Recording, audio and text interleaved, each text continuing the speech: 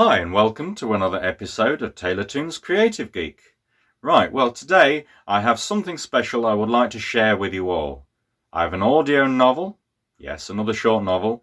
This one comes in two parts and will conclude next Monday. So please stay tuned as I introduce you to some of my new characters, which I will be showcasing in this brand new adventure.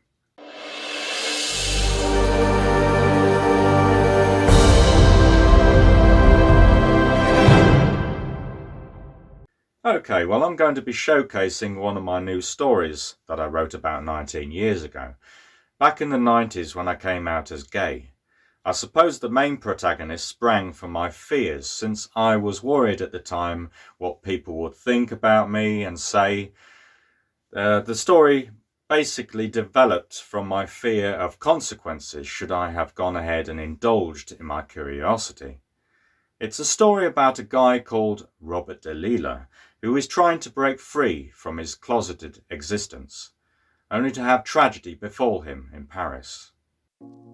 I have always put myself down. I suffer from low self-esteem, you see. That's been my problem all along. If you lack confidence, you'll remain the one who misses out. It's like I would enter my mind that I wasn't good enough or interesting enough to warrant being happy or successful, no matter how hard I would try sometimes. Each morning, I'd see myself in the mirror and feel utterly dissatisfied with my appearance. My face, my style or lack thereof, and my age was the stumbling block in all things. I had feelings. You know, the types of feelings someone my age kept hidden, because no one else understood. I had just turned 30 and my youth was quite literally behind me. I was in the closet, to use a common phrase. It was the early 90s. Living in a small town meant that there were no venues to go to, no scene as such, and absolutely no one to talk about it to. This was before the social media boom, so there was probably only a few places one could go to socialize, if you knew exactly where these venues were. Before long, I started suffering from panic attacks. Your mind can succeed in depriving your body of what it yearns, but sooner or later your mind and heart will begin to cry out. And on that day, you'll certainly know it, because the toll is very painful, and is the strain on your physical health and well-being. So, what was I going to do about it? I knew the answer swiftly. I would have to get out, and get out fast. I would travel. I would use the money I had saved to go to places like Paris or Spain, or somewhere where there was a rich scene and I could be myself. The prospect of going away on my own scared the living shit out of me. But these anxiety attacks were getting more and more frequent. I had to do something. So I did. I had to break free. I had to stop other people from controlling my life and my thinking and decision-making. I had to stop my own mind and my thoughts from keeping me back and constantly keeping me grounded. How did I know that this quick decision to venture out is what finally changed me? Oh, yeah, it changed me all right. It changed me forever. It changed me in such a way that I would not have recognized myself either had I managed to pass my future self in a corridor. Yeah, a terrible and delightful and amazing thing happened to me. And I'm only now beginning to find the courage to tell about it. But what happened to me should not have happened to anyone. For sometimes freedom and self-empowerment comes with a heavy price. I guess the only thing that was holding me back was my father's words going around and around in my head. They were the words he had not spoken, though these words I knew he would say the moment I found myself in trouble. Well, I told you so. But in spite of that clear impediment, I managed to do what I thought was impossible. I was here at last. I had arrived in Paris. It was a city where freedom had found its voice. Come rain or shine, it was still a picture.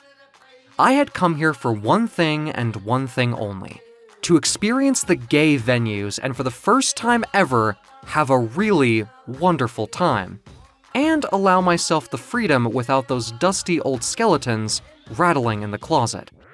Evening came, and I turned my attentions to a place called the Banana Cafe. I went in, uncertain of myself indeed, but my belly had that fire that ignited for all new experiences. I ordered a drink and sat on a stool by the bar, taking in all the various sights. There was a young crowd here, almost the same age as myself, but most of them dressed much more flamboyantly than I was used to. The drag artists, too, seemed to stride across the room with their heads held high, giving them a sort of rebellious, though comedic, ladylike air as they went. About an hour in, and I was approached by a man who was slightly younger than myself. He wore a smart blazer and shirt that was opened at the collar. "You're new here," he assessed casually. "So, where you from?" England," I told him, somewhat taken aback. He was very good looking. He had long golden hair all the way down to his shoulders, and he fixed me with eyes lined with a dark shading. He was taller than me, and had what I would describe as a footballer's build. He offered me another drink, and we just sat there talking. It was rather customary that I had very little to say, but that didn't appear to be much of an impediment, as he could certainly talk for France if the occasion called for it. Which he did. "Tell me about yourself," he said once we were on the third order of drinks. "What made you choose this venue of all places?" I was feeling myself getting a little tipsy and slightly more comfortable with his juxtaposition at this point. I was looking for someone to help me out of my shell," I told him with an accompanied smile. I don't know, I'd found this venue in a Lonely Planet guidebook." I told him about the town I lived in, and he seemed to understand at that point that I was definitely up for exploring the more seductive areas of this great city, if you know what I mean. Wink, wink. "Oh yeah?" He made those eyes at me that really stirred something, some expectation in me. I smiled at him longingly, as if I had struck gold already, and he knew I was already putty in his hands. When I was asked finally if I wanted to take a taxi back to his, I didn't really think of the consequences. Why ask why, eh? I just figured my whole life so far had been wasted, asking too many silly questions, that I really didn't want to go that particular route any longer. Next thing I knew, I was sharing a taxicab with him. Whilst we traveled in the back seat, our eyes happened to meet again, and we drew closer to one another, and our lips began to touch for the most passionate kiss. I could barely believe my senses. No more than 10 minutes had passed, and I was naked in this stranger's bed. He just looked down at me, his muscular arms cradling my head, his chest heaving to a slow, constant rhythm. The sweat on his skin was indication that he was enjoying this as much as I was. I was under his control, feeling his abdomen pressed against mine, and I felt the electricity, gasping as he moved forwards and backwards in a slow, sensual rhythm. Then, the unexpected happened. That was an understatement, really. He threw his head back and then drew his head down again to look directly at me. His eyes, those eyes, oh my dear God! They were large and somehow monstrous looking, appearing almost entirely black. And his face was altered somewhat as I watched in horror at the bat-like webbed wings emerging from behind him, filling almost the entire length of the room. What was he? What was this thing that had me under his spell? Numbed by the fear that rose in me, I found it hard to resist or to so much as utter a sound. I was halted, body and mind, by this night terror. I must have blacked out at some point, because I recall waking in an empty bed, staring out across the room at the open window. The net curtains shrugged only slightly with the force of the draft. It was morning already. Where was I? Oh, I could remember. I was here in that man's apartment, though he was anything but a man. Where was he? Where had my attacker fled? And why? I had been completely under his power. I felt at that very moment lucky to still be alive after this ordeal. I sat on the edge of the bed and began to examine every inch of my body. I was looking for cuts, scars, bruises, anything that would suggest I had been harmed in any way. Nothing, though. Not so much as a scratch. But that was until I looked directly ahead. Before me, propped against the wall, was a tall mirror. I caught my reflection in its surface, only it was no longer my reflection. It was as though suddenly some stranger was staring back at me. I think I screamed as I jumped back. I was unable to register it fully at first, but whatever the mirror's reflection was telling me, it could not have been lying to me. I stepped from the edge of the bed and walked slowly and ponderously closer to the looking glass. These were my features, but they were not mine. How was this even possible? I felt afraid and disoriented. It felt rather much like, if you have ever experienced it, waking suddenly and finding yourself in a strange room, with unaccustomed surroundings, experiencing the anxiety rising as you fight to make sense out of where you are presently. You can't place where you are in that moment, and you believe the fearful explanations of your thoughts, like, have I been kidnapped or hidden away in some strange place against your will? Ah, sweet alchemy. I heard the voice come from above me. I turned around and there he was, standing in front of me. Why, you are my latest work of art, he said with a broad grin. What are you?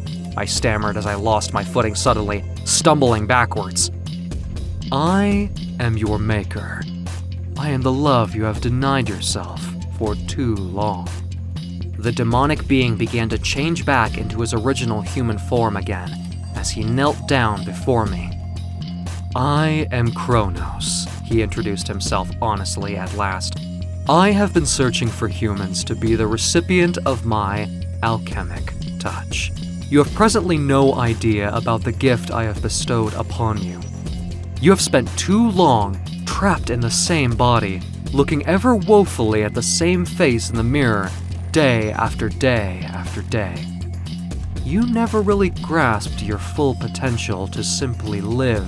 Now you get to witness life in all its psychedelic joy.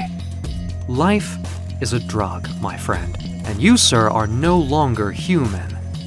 No longer limited by their frailties, you, my beautiful friend, are now a muse. A muse of myth. A beautiful and beguiling young butterfly. You, my young friend, are the fire that will knock 'em dead. With that, my assailant planted the softest of kisses on my cheek and simply vanished, evaporating like a ghost or a wisp of smoke before my eyes. I sat back silently, mesmerized and silenced by all that had transpired. Well, there's one hell of a consequence right there.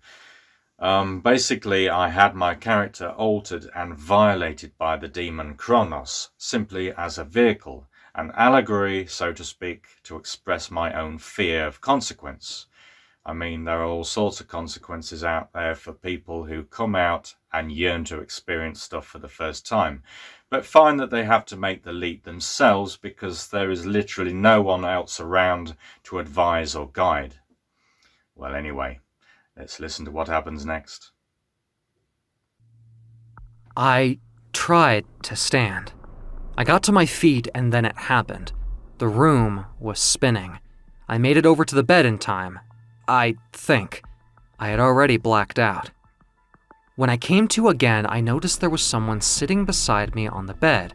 Another stranger. I sat up with a start. She looked at me, placing a soothing hand on my shoulder. Don't be alarmed, she told me. I felt that you were in need of help, so I came straight away. She was beautiful, dark, and sultry. just a little bit older than me in appearance. "Who are you?" I asked. "What is going on here?" The beautiful woman told me that her name was Asru. She was Egyptian, but what she said to me next I could hardly believe. She told me she was a creature called a muse, and then she explained that I was a muse. What was happening to me? I reached for my head to stop the voices from chattering. Loudly they were muttering incoherently in my mind. I could not stop them. "It's okay," she said. "It will pass. The voices you hear, they are the thoughts of all the city's artisans as they sit in their creative musings.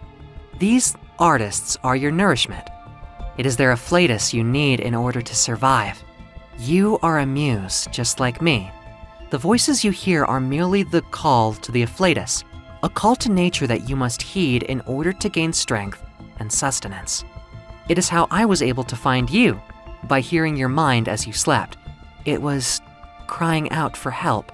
I came and gave you some afflatus, enough to pull you from imminent death." All I could think at this point was that all this was some elaborate joke. Then again, it was just a little too elaborate. "Sit back," she told me. "Breathe, and I shall bring you more remedies. You are fine, but you need rest after your ordeal." She stepped from the room, leaving me with all my chaotic thoughts. She had removed the mirror, I noticed. Maybe I had dreamed that part about seeing a different reflection. Maybe that strange but beautiful face staring back at me from beyond the glass was nothing more than a drug-induced hallucination. But I couldn't recall taking any drugs. I had some alcohol, nothing more.